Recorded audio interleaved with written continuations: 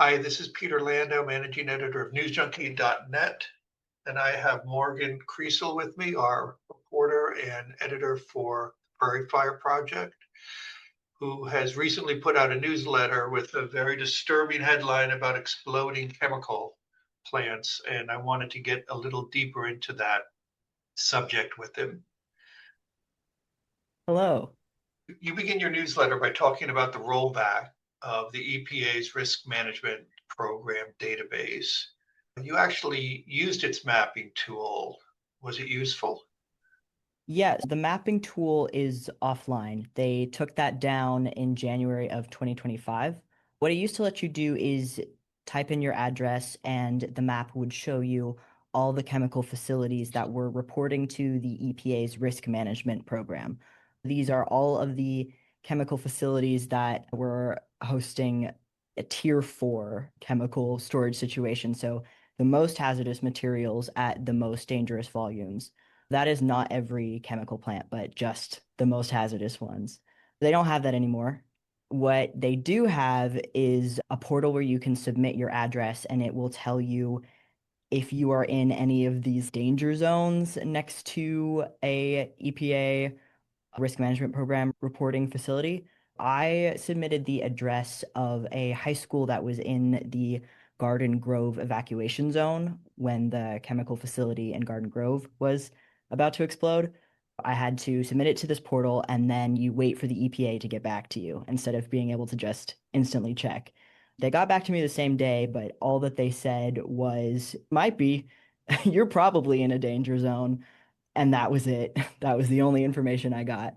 Not very useful. Information at all. When you started researching the story, did you expect to find a direct connection between the chemical industry's lobbyists' requests and the EPA's actions under Lee Zeldin?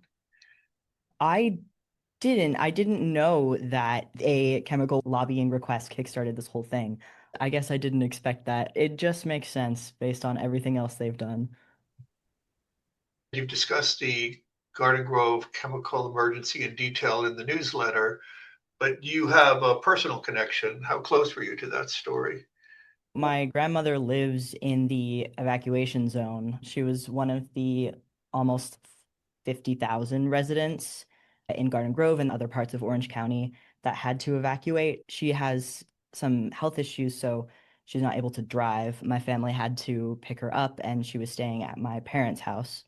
We were checking our news sites constantly. We were on OC Register and Voice of OC. I was constantly trying to see if it was going to explode or not, because at a certain point, I think on day 2 of this emergency, they were saying it's going to explode or it's going to spill, and there's no other option. At one point, I was back at my place, and me and my roommates had a live feed of the chemical plant on our TV, trying to see if we could catch the explosion live, get a little bit of entertainment out of a horrible situation. Mainly, we were just dreading it exploding and poisoning the air around my poor grandma's house.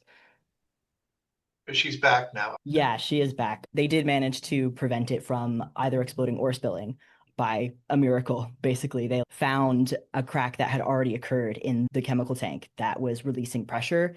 By a miracle, my grandmother's house was saved. But her property value probably isn't. Probably not. Maybe beachfront in a few years, so we'll see. That's right. You're an optimist. The Garden Grove facility wasn't considered dangerous enough to qualify for the risk management program. That must have surprised you, considering what happened. Yeah, definitely. What's even more surprising is the Washington tank that imploded in Longview, which was a lot more serious. It killed 11 workers at that plant. That tank wasn't a part of the program either. The EPA was tracking other tanks at that facility, but not the one that actually was destroyed.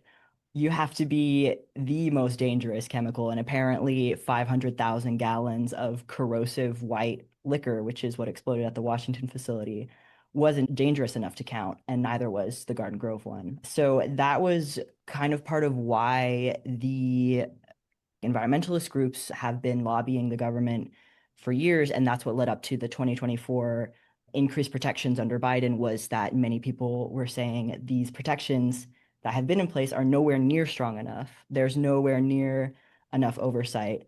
That's why we've had every 2.5 days, there's a chemical accident in this country on average, because these regulations are not tight enough. And now even the loose regulations are being threatened to roll back. Now, you noted in the newsletter that the Garden Grove and Longview facilities already had prior issues, safety issues. How difficult was it for you to uncover the history once the EPA's public tools were removed? I didn't uncover those histories. I was citing reporting from local news outlets by the facilities. So for the Longview implosion, that was the Oregon Public Broadcasting Company that found that out. I think they mostly got it through Washington Department of Labor and Industries records.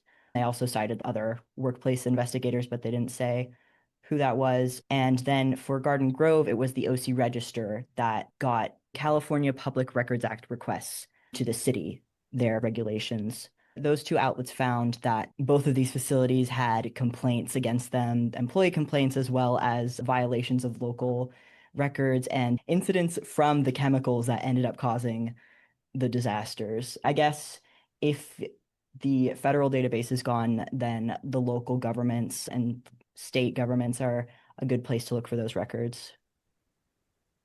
One of the recurring themes in Prairie Fire is that information isn't truly gone if people move quickly enough to save it. How did you discover that organizations had already preserved the risk management program? So I found out about the Coalition to Prevent Chemical Disasters. They are running one of the preserved tools based off of the EPA data. They were quoted in coverage from a Time magazine piece.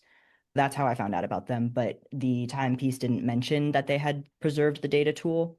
The other tools I had found from previous research that I'd done into the Union of Concerned Scientists, and there was a Guardian piece, I think a month ago, about disappearing data, and they mentioned the RMP data set.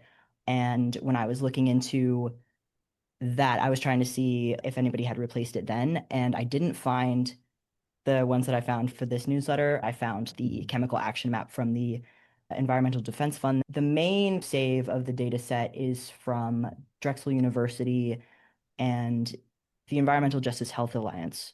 I think I'd found that through searching for RMP data. Were you surprised at how quickly Drexel's Environmental Collaboratory and the Environmental Justice Health Alliance, as well as groups like Muck Rock, stepped in to recreate the public access tools?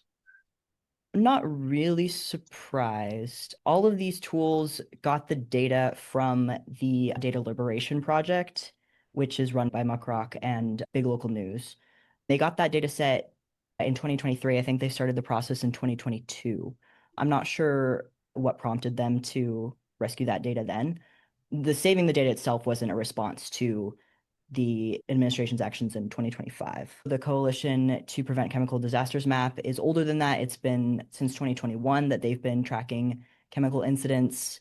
The other ones are a little bit older as well. I think a lot of the data preservation efforts have their beginnings during Trump 1, during his first term, because it wasn't anything like we're seeing now, but there was questions about data, there was deleted data, then especially climate, environmental, regulatory type data. So I think that's when a lot of these groups started saving. So I wasn't super surprised to see these efforts already underway.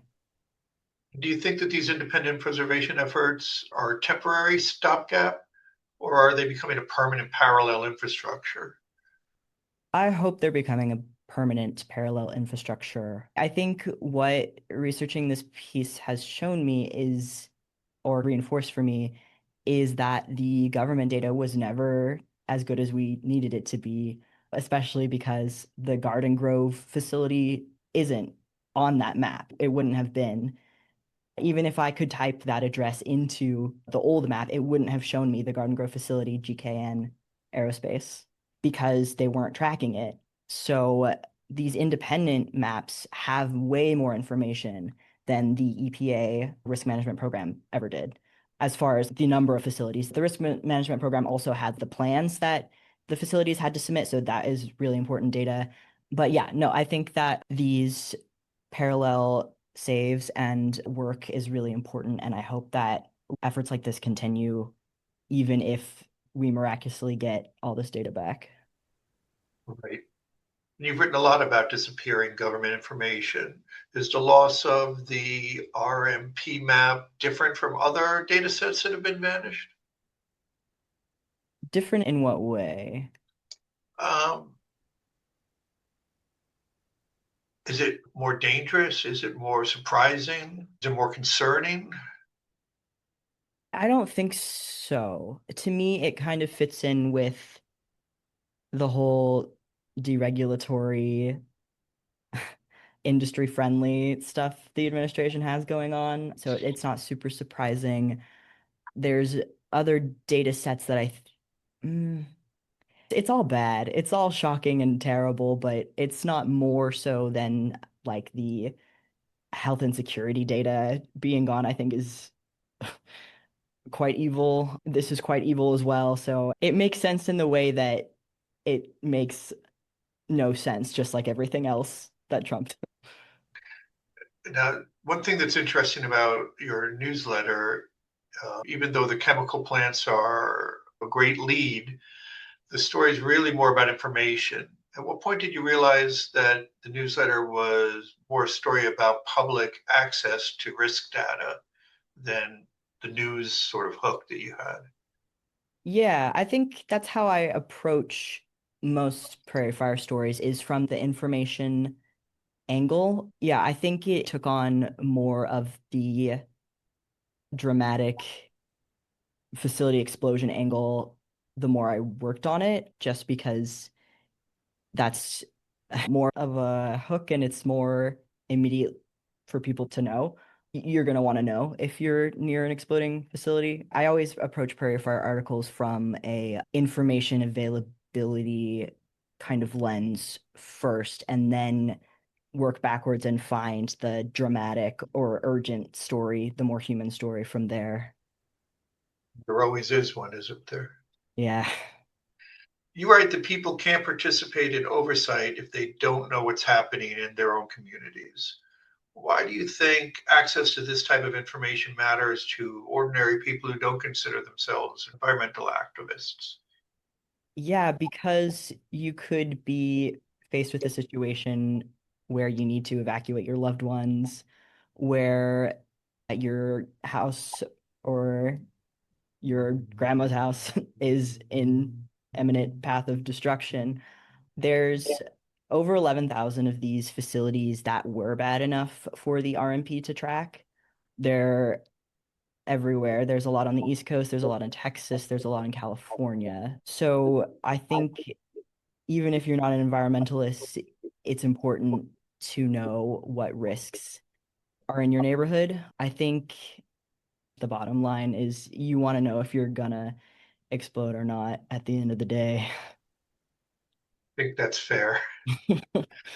The newsletter highlights a number of independent groups preserving environmental and public safety information.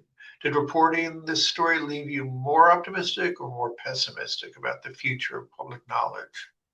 I oscillate very wildly between the most pessimistic and maybe delusionally optimistic every day. I think you kind of have to in order to get through. Do you know the Futurama spoof of MASH?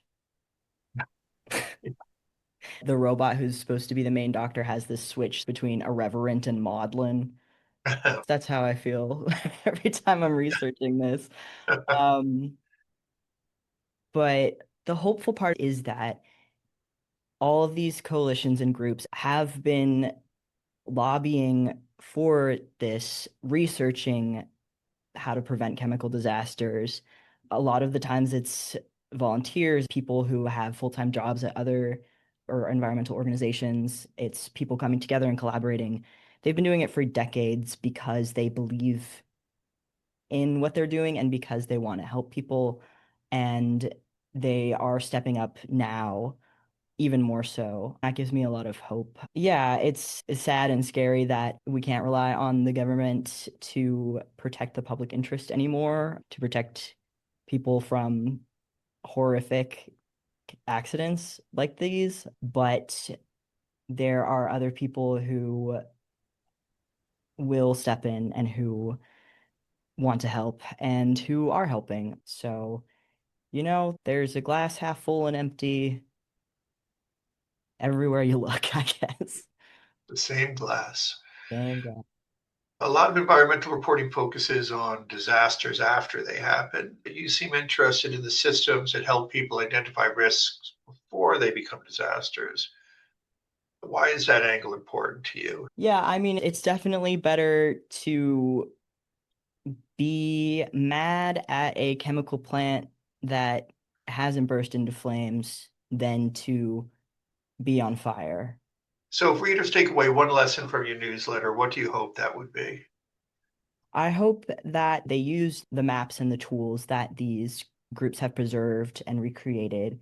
I hope that they find the chemical plants in their area and start pestering them. Have you been complying with the 2024 risk management program expansions that are still supposed to be in the works? Are you complying with local regulations? I think one of the only helpful things that was in the EPA email that I got was it said your local government has a page that shows you the emergency preparedness things that this facility follows. You can check there. I hope that people become aware of the danger that they may or may not be in and willing to hold these facilities to account. And I hope that people are inspired by the work that these organizations have done and maybe see what's going on in your community. I hope people also follow your newsletter, which comes out every 2 weeks or so. And they can subscribe by going on to newsjunkie.net/prairie-fire. Thanks, Morgan. Have a good Thank day. you. You too.